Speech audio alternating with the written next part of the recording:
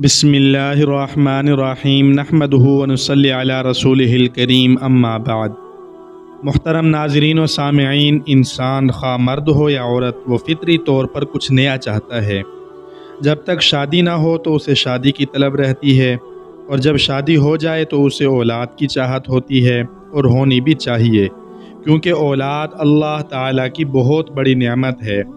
اولاد کے بغیر زندگی ادھوری رہتی ہے۔ اولاد نہ ہو تو لوگ رشتہ دار بھی طعنے دیتے ہیں۔ اولاد کے ہونے سے ماں باپ کو ایک سہارا مل جاتا ہے۔ الغرض اولاد کی طلب و چاہت تو ہر مرد و عورت کو ہوتی ہی ہے، بلکہ مردوں کی بنسبت عورتوں کو اولاد کی چاہت زیادہ ہوتی ہے۔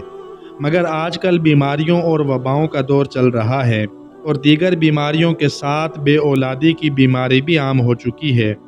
تقریباً ہر تیسرے چوتھے جوڑے کو اولاد نہ ہونے کی شکایت ہے۔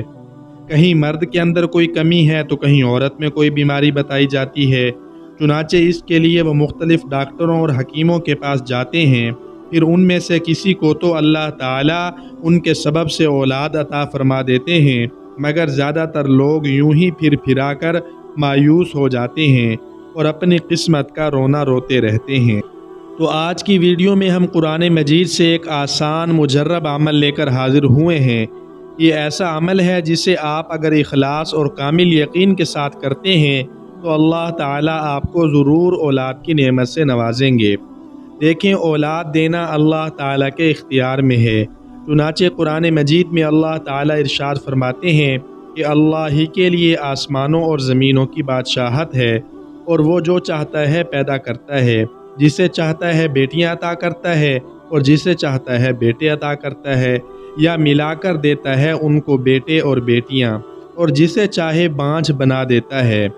بے شک وہ علم والا، قدرت والا ہے۔ اب اس آیت میں اللہ تعالیٰ نے واضح طور پر کھول کر بتا دیا کہ سب کچھ اللہ کے علم میں ہے، کہ کسے اولاد دینی ہے، کسے نہیں دینی، کسے بیٹے دینے ہیں، کسے بیٹیاں دینی ہیں، اور کسے دونوں دینے ہیں۔ اب ہمیں معلوم نہیں کہ ہمارے مقدر میں کیا ہے، اولاد ہے یا نہیں ہے، تو ہم نے اللہ تعالیٰ سے مانگنا ہے، اور طلب تڑپ سے مانگنا ہے، کیونکہ اللہ نے آیت کے آخر میں فرمایا کہ وہ قدرت والا ہے، یعنی ہم نے مایوس نہیں ہونا، کیونکہ اللہ ہر حال میں ہر چیز پر قادر ہے، وہ ہمیں اولاد دینے پر بھی قادر ہے۔ تو اصل کمی ہمارے مانگنے میں ہے، ہم اللہ سے مانگتے ہی نہیں ہیں۔ ہم ادھر ادھر ڈاکٹروں کے پاس، حکیموں کے پاس، عاملوں کے پاس بھاگتے رہتے ہیں، اور کچھ حاصل نہیں ہوتا۔ یہی ہم اگر اللہ کو منا لیں تو وہ ہماری ہر حاجت پوری کر دے۔ جیسا کہ ایک پنجابی شاعر نے کہا ہے کہ لکھاں منتا منیاں لا حاصل، ایک منت نال من یار گیا، بس فرق زیر زبرداستی، جو سمجھ گیا لگ پار گیا۔ تو ہم سب کچھ کرتے ہیں، بس اللہ کو نہیں مناتے، جبکہ ہمیں ہر مشکل میں سب سے پہلے اللہ کی طرف رجوع کرنا چاہیے۔ ہم اپنے گناہوں سے توبہ کریں، ندامت کے آنسو بہائیں، اللہ کو اپنے دکھڑے سنائیں، اللہ کو راضی کریں۔ اور یہ قرآنی اعمال و وظائف جو بتائے جاتے ہیں، یہ بھی اسی لیے ہوتے ہیں کہ ہم کچھ وقت نکال کر اللہ کا نام لیں، اللہ کو پکاریں، اللہ سے باتیں کریں، تاکہ اللہ کو ہم پر ترس آئے اور وہ ہماری ضرورت پوری کر دے، ہمیں مشکل سے نکال دے۔ تو اس نیت سے جب ہم عمل کریں گے تو اللہ تعالیٰ ضرور ہماری مراد پوری کریں گے۔ تو عمل یہ ہے کہ فجر کی نماز کے بعد 3 دفعہ درود شریف پڑھیں۔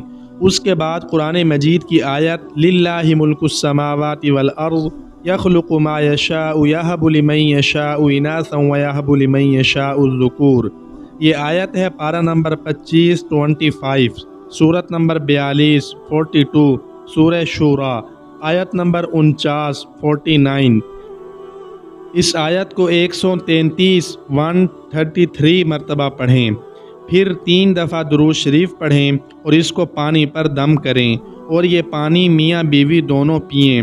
کم از کم 4 ماہ تک اس عمل کو جاری رکھیں، اور یہ عمل میاں بیوی میں سے کوئی بھی کر سکتا ہے۔ اس کے ساتھ ساتھ نماز کی پابندی کریں، روزانہ کی بنیاد پر صدقہ دیں، اگرچہ 10 روپے ہی کیوں نہ ہو۔ آپ یہ عمل آزمائش کے لیے ہرگز نہ کریں کہ جی بہت کچھ کر کے دیکھ لیا ہے، اب یہ بھی کر کے دیکھ لیتے ہیں، شاید کچھ بن جائے۔ بلکہ آپ اس عمل کو مکمل یقین کے ساتھ کریں کہ اللہ کے خزانوں میں کوئی کمی نہیں ہے۔